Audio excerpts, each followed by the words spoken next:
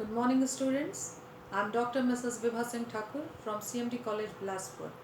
Today, I am here to discuss about the novel Surfacing, which is there in your syllabus.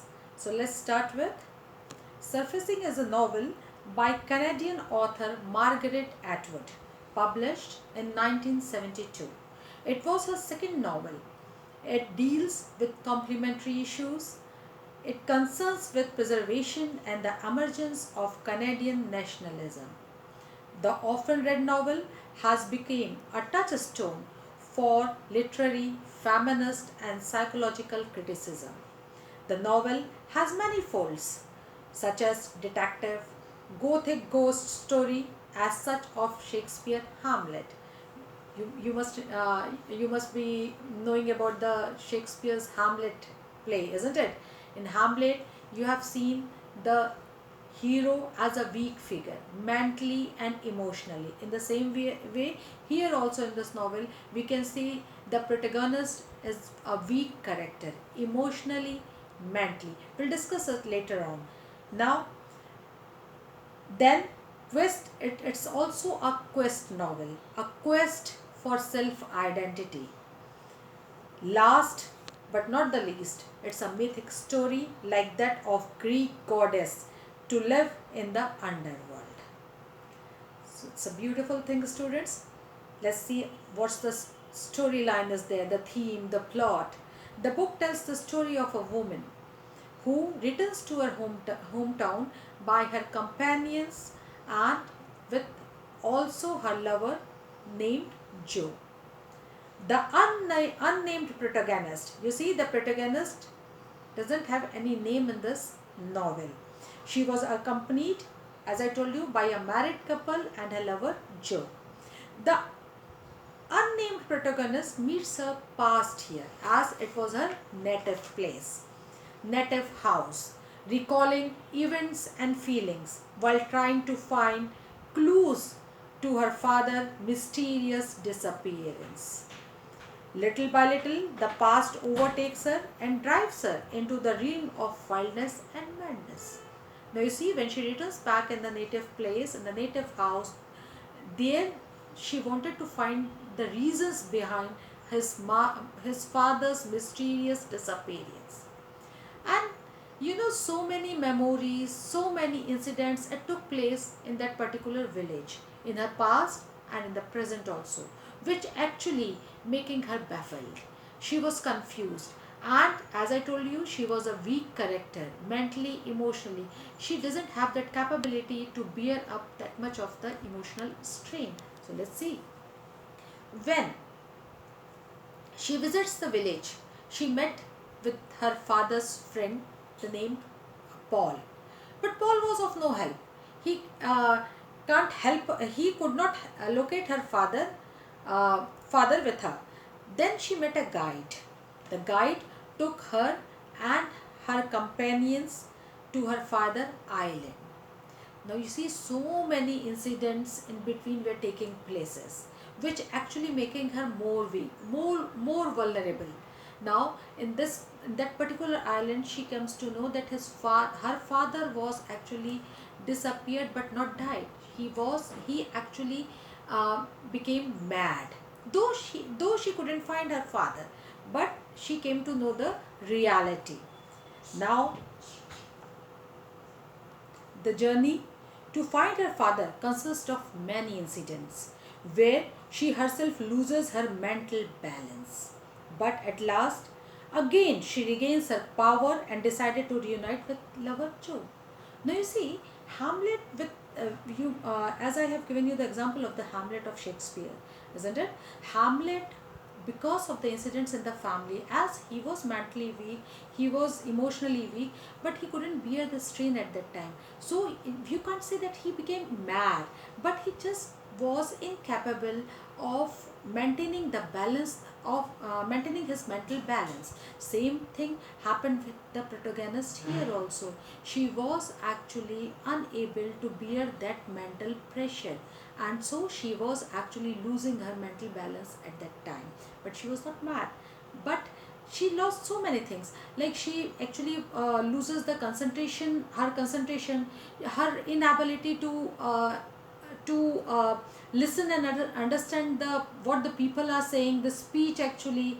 Okay, all that things actually shows that she was a little confused. Now the novel is about the search, not only for self but also for relationship. How beautiful, you see. Not only for, it's not only that she is searching her father, it's not only that she is searching herself, but there actually this it's a very st- uh, s- sound ground here to find the relationships also. How, relationships, how they value actually in one's life, that also is very beautifully presented here. Then you see, surfacing also connected strongly with the feminist movement. Now we'll discuss a little about what actually the feministic traits in this novel are. At the end of the novel, there is a sanity, a real understanding of reality. She reflects a world that oppresses and dominates femininity. I would like to tell you one thing here. When she arrives in her native village with her lover, that is Joe, she was actually first married, and she married with someone else, and she was also having a baby. But they were separated, and again she was about to start a new life. Now you see, the pressure of the past, the father disappearing, the broken marriage, and then so many incidents taking place. For a normal man, for a common man, it's become very difficult to bear all the pains, all the tensions. And here, this novel, is of 1972. But in the modern era also, we can see this the same time of depressions, the same time of hallucinations, the same time of mental imbalance. It's there again. I'll repeat one thing. It was there in the Hamlet time, in the time of Shakespeare. It was there at the time of surfacing. It is there now also. And that is why, to understand the mental and the emotional condition of a person is very much important. If we say that, if that we are a literary person, if we are studying literature, then you see, we can well understand the protagonist's desperate need to reclaim her female identity. The society, same before, same now. Sita has to go through the same crisis. Draupadi has to go with the same crisis. Even the modern woman is facing the same crisis. We all are actually in the search of our female identity. We want to retain our female identity, which is very tough in the society, or in the past, in the presence. Then she was not happy in her married life. She abandoned her married life and moves with her lover Joe. Now see, a step which a strong female can take. Then there is so much silence in the words in the novel. So beautiful, you see. Words are there, okay, but it's so silent. Why? Because you have to understand the mental and the emotional condition of the characters instead of what they are saying. You have to read between the lines. You have to read what is unsaid, then to lay stress on what has been said. What is unsaid is more important than what is said. Then the madness emerges as the dominant themes and issues in this novel. The madness here, madness. What is madness? You see, what is madness? It's just a very thin line between the madness and the normality. You just step one step ahead, you are called mad. One step back, you are called normal. So is there any difference between both the things? No. A normal person can also feel the same things in his or her life. If I say I am normal, I also feel the same stress, and sometimes I become confused. Everyone is. And then we come to our normal life. That happens with the protagonist here. And because of the intensity of the incidents going on her life, she felt that she is weak and she is losing the mental balance. As soon as she regained her sanity, she regained her power, which she actually loses the power, she felt powerless. When she regained it again, she felt that she is again back to the life. It's so, you see, it's the life, it's the psychology of the human beings. Then power structures which extends to matter of gender can be seen. Yes, gender discrimination is also there. Atwood's novel depict women facing external and internal obstacles in their attempt to attain self-realization, as they are internally divided because of encountering the harsh realities of life. Is this the story of the protagonist only? No, it's the story of all of us. So you can relate this story with yourself also. We all are facing the same obstacles mentally, uh, or we can say it, or we can term it externally and internally. Whenever we are actually, whenever we uh, try to attain self realization. So that's the thing is there. One has to realize herself, himself first, then to uh, then to realize the reality, or you can say to face the real world, the real incidents of the life. Then you see,